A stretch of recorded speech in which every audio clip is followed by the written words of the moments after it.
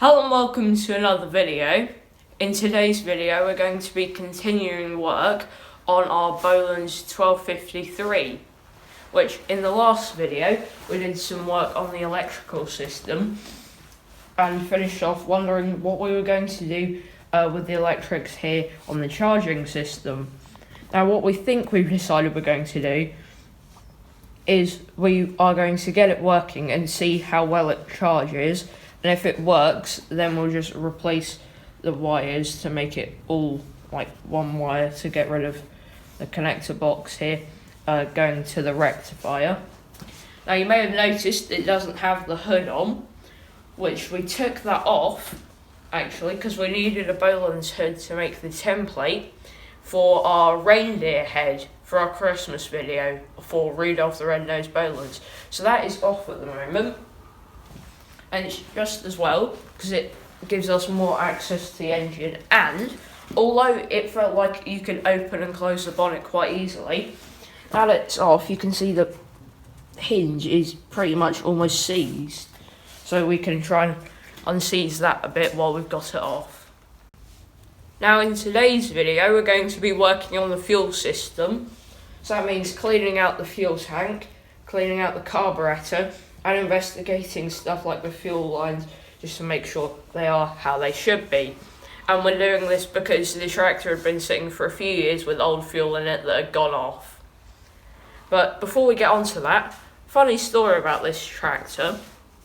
Now, before we got this tractor, about a year before, we bought our G10, Bolens G10, from someone locally.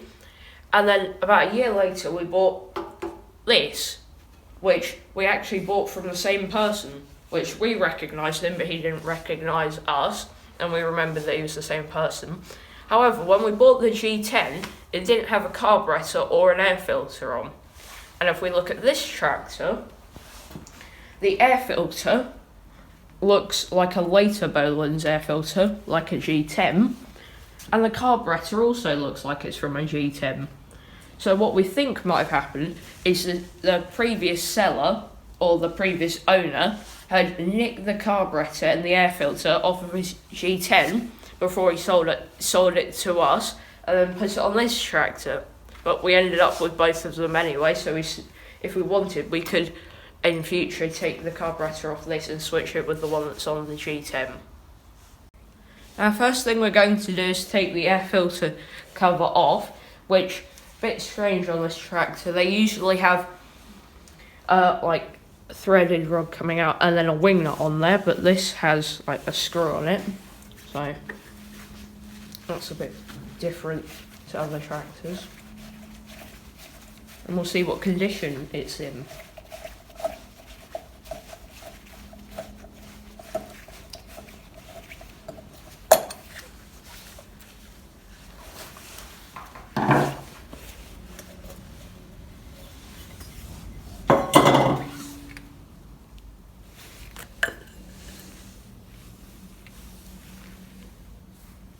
It's not great, is it?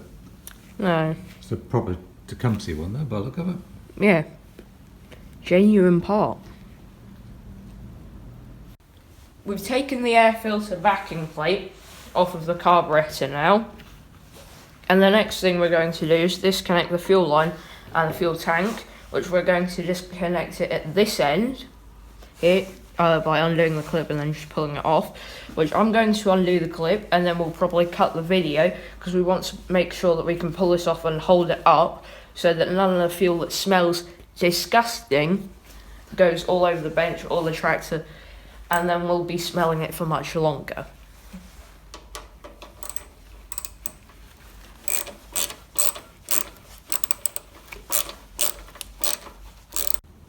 The good thing is the fuel line didn't have any fuel in, but what I'm now going to do is undo the two like hold downs, which is usually just a screwdriver, and then there's a square nut on the other side, so it's captive, which this back one has.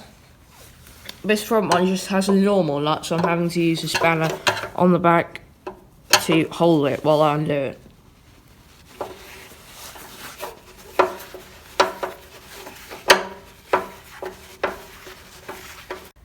I've undone the straps now, and the straps go around this plate that's attached to the engine cowling. You can't really see from that angle. Get the light in there, you can just about see. So what I'm going to do is I'm going to just slide this front one off of that plate, and that should make that easier to move. And then this back one doesn't really move while it's on there, because the fuel tank kind of just pins it into this slot there. But hopefully I should be able to just wriggle the tank out from there. We've taken the fuel tank off now, and we've disposed of the worst of what was in here.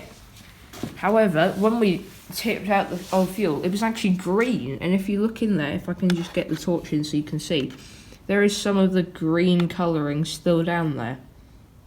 So clearly that is going to need cleaning. We've now got the fuel tank sitting with some acetone in, which is basically nail polish remover. Guess who I got that from? But now we're going to be taking the carburetor off so that we can clean it. The nuts holding it on don't look too good either, so I'm guessing that this has come off before. Which, on these engines, they had two different carburetors that you could have had. There's the Walbro one, which we think we've got because it says Walbro on there, and it says and the LME on there. I believe signals that it's a Walbro one, which could be a problem because when they were fitting these carburetors, what they did was they put in the main jet and then drilled through the carburetor housing, which means that if you took the main jet, which is this one in this diagram from the manual, out, then you would never get the holes lined up again. However, they did think of this and they made one of these service nozzles, but as you might expect, you can't get hold of one of them nowadays. So what we're going to do is we are just going to take it off and take it apart, but leave the main nozzle in there and hope that someone hasn't already taken it out and not been able to put it back. We've got the carburetor apart now. It actually looks really clean inside except for the float bowl. So what we're going to be doing is we're probably just going to spray some carb cleaner on there, then hit all of the nozzle holes with an airline, then just to make sure we'll go over them again with some fuse wire. And the nozzle that I was talking about is in here, and you can see it's in there, and we're not going to touch it because we don't want to mess it up. So we've done a few things since the last clip. We've put the carburetor back together and we've put it back on there. We've put a new piece of pipe on the suction part of the fuel pump. And then we've also put a new piece of fuel pipe going around to the other side, where it is still attached to our reel of fuel pipe. And we've taken all of the stuff out of the fuel tank, as in all of the stuff we were using to clean it out. And we're now going to put this back on, and then we can cut the fuel hose to the right length. We've got the air filter back on now, and if we go around here, we've cut the hose to the right length and put the fuel tank back on. Now that all took a lot less time than we thought that it would, even though once we've driven it about a bit, we might want to make some adjustments to the carburetor. So we are going to move on to doing the oil change on the engine, which the sump plug is under there. We've got the spanner attached to it, which with a bit of fiddle to get the spanner in there, it takes a 7/16 spanner, and then I can just undo it from here.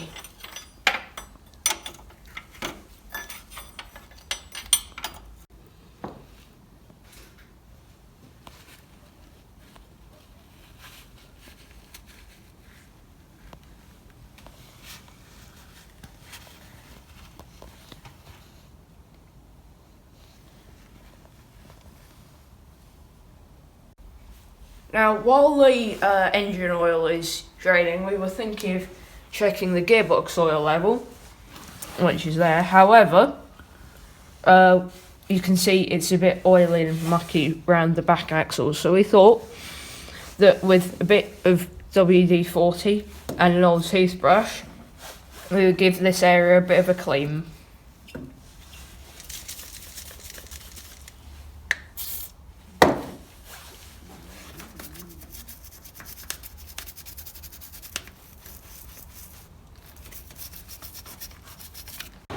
Some time later now, and we've cleaned up this part of the back axle. It was quite strange having the dried oil all around here and not here, which is where there's usually a lot of oil, because the oil seals that are in the axle here tend to wear out, and then you obviously get an oil leak going out that way. But what we found was that the drain plug was slightly loose, and it was actually overfilled when we took out the fill plug, so we've drained some oil out of there to get it to the right level, which it all happened quite quickly, so we didn't get any video of it. We've also now topped up the engine oil again, so that's all ready to go. But that's it for this video. Whenever we next work on this tractor, we'll be doing the final parts, make sure we haven't missed anything, and then we can try it. So thanks for watching my video, and I'll see you in the next one. Bye. Please subscribe to my channel, like this video and see our other videos. More to follow as we do more on this tractor. Bye!